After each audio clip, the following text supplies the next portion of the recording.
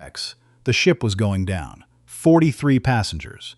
One lifeboat deployed correctly, and the only person on board who had ever trained for open water emergency extraction was standing in the galley of the MV Harrogate, watching the chief navigation officer collapse face first onto the helm. His name was Captain Douglas Fenn. He had been running supply routes along the northern BC coast for 19 years. He weighed 230 pounds, and he hit the floor like something dropped from a building. Nobody moved. That is the part people never believe when Nadia Ose tells the story. Not the part about what she did next. The part about the 7 seconds when nobody moved. 7 seconds when 43 people stood in various states of paralysis, while a 61-year-old man lay unconscious and the MV Harrogate began, very slowly, to drift. Nadia was sitting in seat 12, port side, second row from the galley. She had her hood up. She had not spoken to anyone since boarding at Prince Rupert. She had a cold cup of coffee on the fold-down tray in front of her and a paperback face down on her knee, and she had been trying, very deliberately, not to think about anything at all. She was 28 years old. She had been out of the Canadian Armed Forces for 11 months. She put the paperback in her bag. She stood up. You need to understand something about the MV Harrogate before any of this makes sense. It was not a large vessel. 112 feet. Passenger ferry class, running the inside passage supply route between Prince Rupert and a string of small coastal communities that don't appear on most maps. Communities where the ferry was not optional, where the ferry was the road. It departed Prince Rupert every Tuesday and Friday at 7:15 in the morning. In November, that meant darkness until 9, and even then the light came in gray and reluctant off the water. The kind of light that makes distances hard to judge. That Tuesday, the 3rd of November, the Harrogate was carrying 43 passengers, a crew of 5, and approximately 2 tons of medical and food supplies bound for 3 communities. It was also carrying, in the cargo hold below deck, a sealed container of pharmaceuticals for the nursing station at Hartley Bay. Insulin, primarily. The kind that needed to stay cold and needed to arrive. Captain Fenn had boarded that morning looking, according to 2 separate crew members who would later give statements, not quite right. Pale, moving carefully. One of them, a deckhand named Kofi, had asked him if he was feeling okay. Fenn had said he was fine. He had said he'd had a rough night. He had said he'd see how the crossing went. He made it 2 hours and 40 minutes into the crossing before he went down. Nadia Ose was born in Mississauga, Ontario, to a Ghanaian father and a mother from Cape Breton. She grew up in a house where her father cooked jollof rice on Sundays, and her mother kept a marine radio in the kitchen, a leftover from her grandfather's years fishing out of Glace Bay. The radio mostly sat on the shelf. But her grandfather, when he visited, would sometimes turn it on and just listen. And when Nadia was small, she would sit on the counter and listen with him. Her grandfather's name was Edwin. He had fished the North Atlantic for 31 years. He had a scar along his left forearm from a winch cable that had snapped in a storm off Sable Island in 1987, and he never talked about that day, but he had written about it. In a small gray notebook that he kept in the breast pocket of whatever jacket he happened to be wearing. When Edwin died, the notebook went to Nadia. She was 11. She couldn't read most of it. His handwriting was compressed and specific, and full of abbreviations she didn't understand. But she kept it. She kept it through high school, and through her years at CFB Borden, and through 2 deployments, and through the 11 months she had spent since discharge doing very little and feeling, most days, like someone who had been designed for a specific purpose and then had that purpose removed. She had the notebook in her bag when she boarded the Harrogate. When she reached the helm, 2 crew members were already there. One of them, a young woman named Petra, crew badge, hands shaking, had her fingers on Fenn's collar, trying to loosen it. The other was standing back, holding a radio handset, not quite using it. "Is there a medic?" Petra said. Not to Nadia specifically, to the general air. "No," Nadia said. "Move." She dropped to one knee beside Fenn. His breathing was present but shallow and irregular. His color was wrong. She checked his pulse, there but slow, and she looked at Petra and said, "He needs to be on his back, away from the console, carefully." And then she looked at the man with the radio and said, "Get Coast Guard on Channel 16. Right now.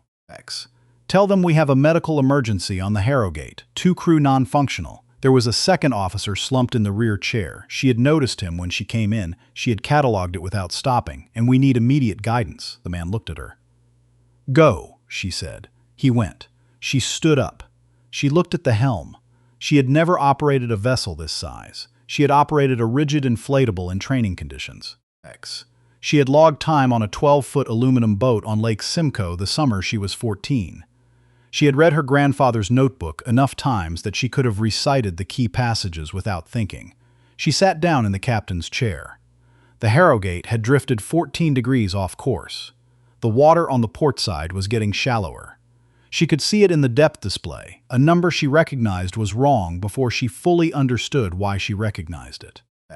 Her grandfather had written about shallow water drift, about the way a vessel without active steering starts making decisions on its own, and how rarely those decisions are good ones. She put her hands on the wheel. People always ask if she was scared, and she says yes. But she says it the way you say yes to a question that doesn't quite fit, because the fear was there, but it was underneath something else. Something quieter, like, here, this is the thing. This is what happens now. The Coast Guard dispatcher on Channel 16 was a man named Ray. He would say later, in an interview, that the voice he heard when the call came through was the calmest voice he had received in a medical and navigation emergency in 11 years of dispatch. Nadia would say she doesn't remember being calm. She remembers thinking about the depth reading. She remembers thinking about the insulin in the cargo hold and the nursing station at Hartley Bay. She remembers thinking specifically, that medication has to get there. Ray walked her through the immediate steps. Reduce throttle, check heading, engage the autopilot function if available and stable. She found the autopilot. She engaged it. The Harrogate steadied. That was the first thing. Behind her, Petra was on the floor with Captain Fenn, who had not regained consciousness. A passenger, a large, quiet man named Arthur, who turned out to be a retired paramedic from Kitimat, had come forward and taken over the medical side, which freed Nadia to focus on the helm. She did not know Arthur's last name until 3 days later. In the moment, he was just hands she trusted because he moved like he knew what he was doing. The second thing was the weather. Ray told her about it before she saw it on the display. A system coming in from the northwest, faster than the morning forecast had suggested. Not catastrophic, not the kind of thing that would swallow a vessel whole, but enough. Enough to matter for a 112-foot ferry running a coastal channel with a first-time operator at the helm, and 43 passengers who were beginning, now, to understand what was happening. Nadia heard someone behind her start to cry. She didn't turn around. "Ray," she said. "What do I do about the system?" And Ray said, "We're going to reroute you. There's a sheltered approach off Kingjeel Inlet, about 32 kilometers north of your current position. It's used by smaller vessels in weather. The channel's narrow, but it's marked. How narrow?" There was a beat. Narrow. How narrow, Ray? 80 feet, at the tightest point.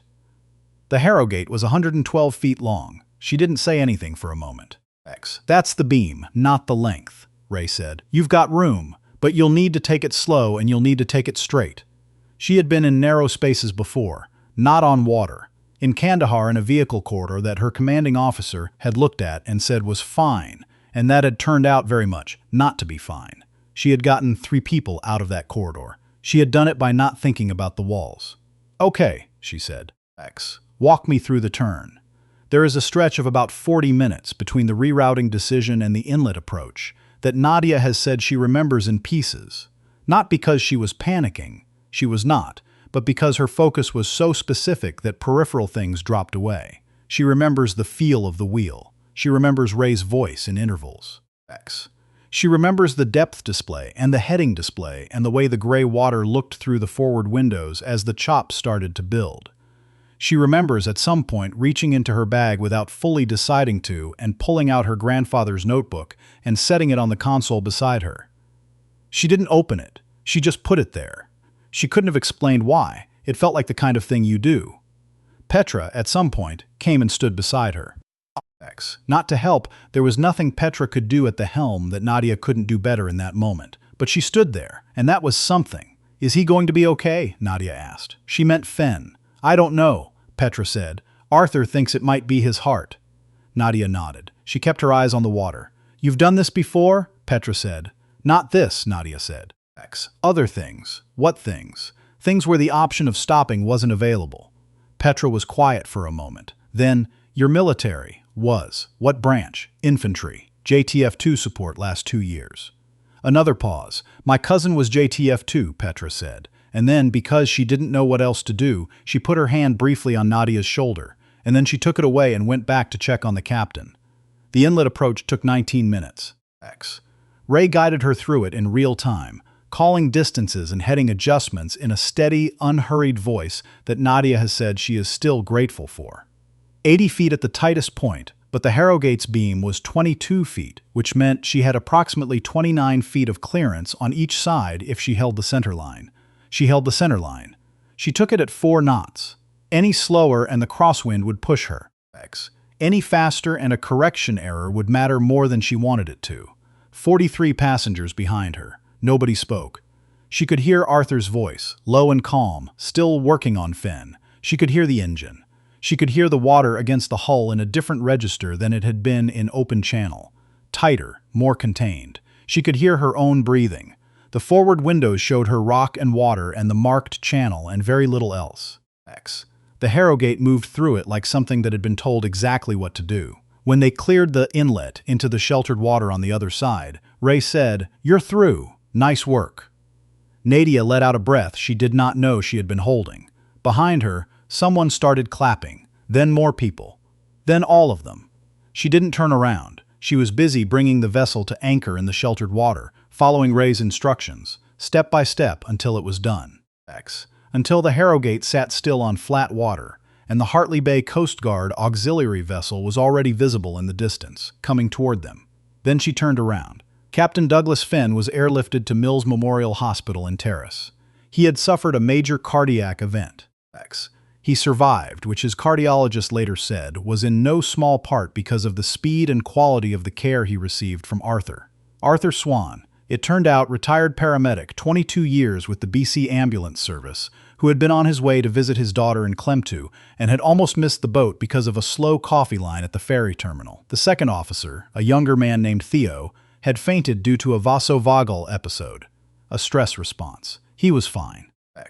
He was embarrassed about it for a long time afterward. The insulin arrived at the nursing station at Hartley Bay 4 hours behind schedule. Every vial intact. Nadia Osi did not speak to the press in the days following the incident. She gave a statement to Transport Canada. She gave a statement to the Coast Guard. She declined 2 interview requests from CBC and 1 from a radio station in Prince Rupert. She had never liked talking about herself, and she liked it less than usual in those weeks, because something had happened to her in the inlet, and she didn't have words for it yet, and she didn't want to put the wrong words on it. What she did do, the night after, sitting in a motel room in Terrace with a bad heater and a view of the highway, was open her grandfather's notebook.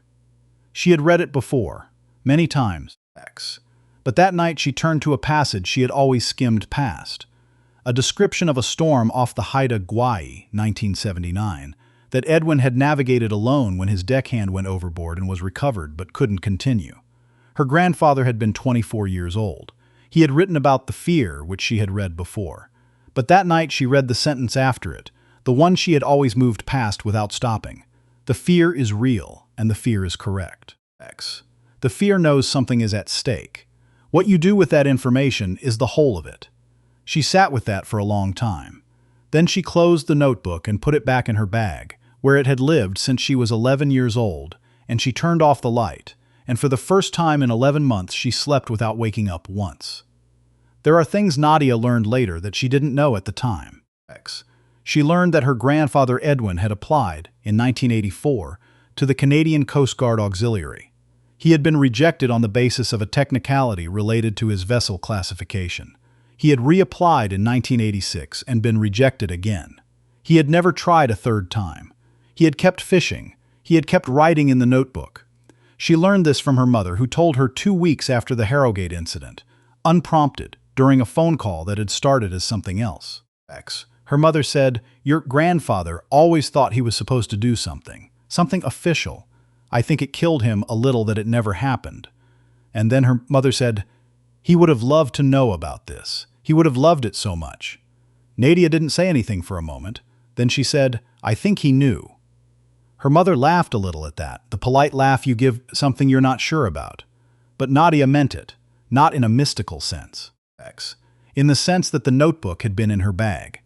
In the sense that she had read it enough times that the knowledge in it had become her own knowledge, so thoroughly that she couldn't always tell the difference.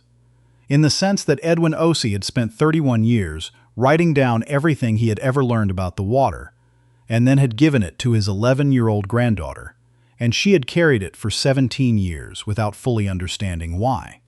She understood why now.